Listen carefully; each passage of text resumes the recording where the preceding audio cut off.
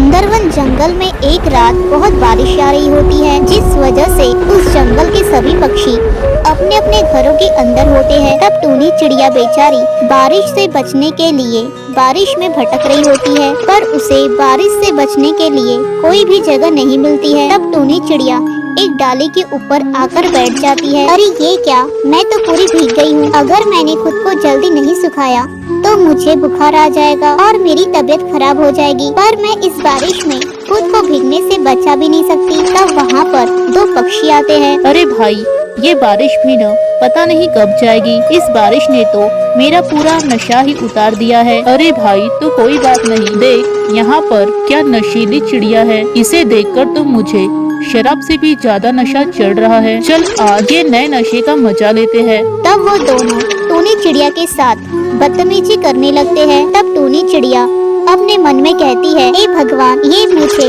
आप किस बात की सजा दे रहे हो? आपने मुझसे मेरे माँ पापा को तो छीन लिया है, तो आप मुझे भी अपने पास क्यों नहीं बुला लेते? कम से कम इन दोनों दरिंदों से तो मैं बच जाती। तब टूनी चिड़िया वहाँ से भागने लगती है। टूनी चिड़िया बहुत ही अमीर घर से थी। वो अपने माँ पापा की बहुत ही लाडली थी, पर एक दिन उसके माँ पापा की मौत हो जाती है। तब उसके चाचा चाची उस पर बहुत अत्याचार करते हैं। उसकी मामी उससे रात दिन घर का काम कराया करती थी और उसके चाचा उसकी हमेशा पिटाई करते रहते थे। तब एक दिन टूनी चिड़िया मौका देखकर अपने घर से भाग जाती है और तब से ही वो ऐसे ही जंगलों में भटका करती है। और फिर वो दोनों दरिंदे टूनी चिड़िया के पीछे पड़ जाते हैं और वो दोनों टूनी चिड़िया के साथ जबरदस्ती करने लगते हैं। छोड़ो मुझे, जाने दो, छोड़ो मुझे प्लीज, तुम दोनों मेरे साथ ऐसा मत करो। तब वो दोनों दरिंदे टूनी चिड़िया के साथ जबरदस्ती करके चले जाते हैं। तब टूनी चिड़िया ऐसे ही जंगल में भटकती रहती है। तब एक दिन वो ऐसे ही धूप से चक्कर खाकर गिर जाती है। तब उस जंगल की एक चिड़िया उठाकर उसे अपने घर लेकर जाती है। मैं कहाँ पर हूँ? अरे बेटा, तुम अभी उठो मत, तुम बहुत कमजोर हो गई हो। पर आंटी, मैं कहाँ पर हूँ? बेटा, तुम मेरे घर पर हो और तुम मुझे जंगल में बेहोश मिली तो मैंने तुम्हें अपने घर पर लेकर आ गई। बेटा, तुम तो प्रेग्नेंट हो, तुम इस हालत में क्यों दर दर भटक रही हो? तब टूनी चिड़िया अपनी कहानी उस आंटी को सुनाती है। कोई बात नहीं बेटा, तुम्हारे साथ जो हुआ तुम वो सब भूल जाओ और तुम अब अपनी नई जिंदगी नए सिरे से शुरू करो। तब टूनी चिड़िया उस टुनटुनी चिड़िया के साथ रहने लगती है। तब टूनी चिड़िया कुछ दिनों के बाद वो एक बेटे को जन्म देती है और फिर वो तीनों खुशी खुशी से अपना जीवन व्यतीत करते हैं।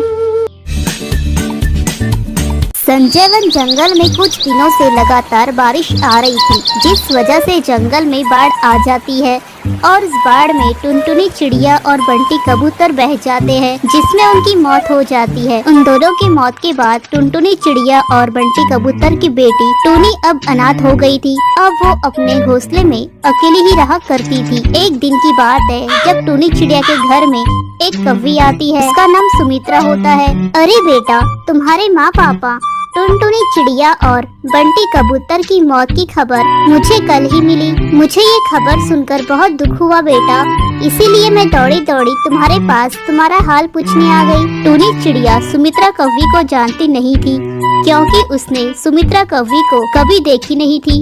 इसीलिए सुमित्रा कौवी से पूछती है, तुम कौन हो आंटी? तुम मेरी मम्मी और पापा को कैसे जानती हो? अरे बेटा, क्या तुम मुझे नहीं जानती? मैं तुम्हारी दूर की मौसी हूँ। मैं तुम्हारे मम्मी के पापा थे ना, उनकी दूसरी पत्नी की बेटी हूँ, तुम्हारी मम्मी की सौतेली बहन। अच्छा आंटी, मैंने आपको कभी देखा नहीं था, मुझे माफ करना। कोई बात नहीं बेटा, इसमें तुम्हारी कोई गलती नहीं है, इसमें गलती मेरी ही है। मैं ही तुम्हारे मम्मी पापा के रहते हुए अब तक यहाँ पर नहीं आई, इसीलिए तुमने मुझे अब तक देखा नहीं था। वो बेटा, तेरी मम्मी और मेरा बहुत सालों का झगड़ा था, पर ये झगड़ा आज खत्म हो गया। अब मेरी बहन इस दुनिया में नहीं रही, तो अब ये लड़ाई भी खत्म हो गई है। पर बेटा, अब मैं इस झगड़े से बहुत पछता रही हूँ, इसीलिए बेटा अब मैं इस झगड़े का पश्चाताप करूँगी और मैं तुम्हें अपने पास रखूंगी और मैं तुम्हारा बहुत ख्याल रखूंगी। बेटा, क्या तुम मेरे साथ मेरे घर चलोगी? तब टूनी चिड़िया सोचती है, मेरा तो अब इस दुनिया में कोई नहीं है, अब मैं यहाँ पर किसके साथ रहूंगी? तब टूनी चिड़िया कहती है, ठीक है मौसी जी, मैं तुम्हारे साथ चलने के लिए तैयार हूँ। तब सुमित्रा कौवी टूनी चिड़िया को लेकर अपने जंगल जाती है। कुछ दिन सुमित्रा कौवी टूनी चिड़िया का बहुत अच्छे से ख्याल रखती है, पर एक दिन सुमित्रा कौवी टूनी चिड़िया पर अचानक से अत्याचार करने लगती है। अरे ओ महारानी, दिन भर क्या खाकर बिस्तर पर ही पड़ी रहोगी? चल जा और घर के सारे काम कर। तब टूनी चिड़िया घर के कामों में लग जाती है। एक दिन टूनी चिड़िया की बहुत तबीयत खराब रहती है। तब टूनी चिड़िया बिस्तर में आराम कर रही थी। अरे ओ महारानी, तू बिस्तर पर फिर से आराम फरमा रही है। चल जा और मेरे लिए गर्मा गर्म चाय बना कर ला। मौसी जी, मेरी तबीयत ठीक नहीं है, इसलिए मैं थोड़ा आराम कर रही थी। मैं आपके लिए थोड़ी देर में चाय बना कर लाती हूँ। क्या थोड़ी देर में? क्यों, मुझे अभी चाय पीना है। तो जा और जल्दी से मेरे लिए एक कप चाय बना कर ला। तब टूनी चिड़िया अपनी मौसी सुमित्रा कौवी के लिए चाय बना कर लाती है। अरे ये कैसी चाय बनाई है? इसमें तो जरा भी शक्कर नहीं है। मौसी जी, शक्कर तो मैंने चाय में डाली है। आपको चाय ज्यादा मीठी पीने की आदत है। अच्छा करम जली, चाय में ज्यादा मीठी पीऊं, इसमें तुझे कौन सी प्रॉब्लम है? शक्कर क्या तू अपने बाप के घर से लाती है? मौसी जी, आप बीच में मेरे पापा को क्यों ला रही हो? वो तो स्वर्गवासी हो गए हैं। अरे मैं तेरे बाप को क्या, तेरी माँ को भी बीच में लाऊंगी। आखिर उसी की वजह से आज मैं कुंवारी बैठी हूँ।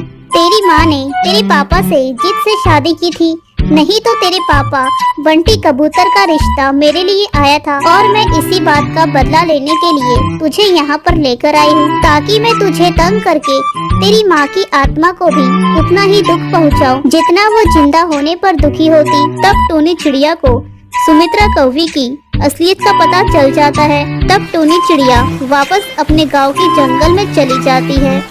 संजय वन जंगल में एक बहुत ही अमीर परिवार रहता था। उस घर के बेटे कालू कौवे ने अब तक शादी नहीं की थी, क्योंकि उसे कुंडली में दोष था, जिस वजह से कालू कौवे की शादी की उम्र निकल रही होती है। तब उसके माँ बाप उससे कहते हैं, बेटा तुम्हारी उम्र निकलती जा रही है और हम भी अब बूढ़े होने लगे हैं। अगर इसी तरह तुम्हारी शादी नहीं हुई तो हमारे घर का वंश आगे कैसे बढ़ेगा? माँ, मैं तो पूरी कोशिश कर रहा हूँ ना कि मेरी शादी हो जाए, पर अब मेरी ही कुंडली में दोष है, तो मैं क्या कर सकता हूँ? तभी वहाँ पर जाने माने पंडित आचार्य जी आते हैं। प्रणाम आचार्य जी। खुश रहो बेटा, ये जाने माने पंडित आचार्य जी हैं।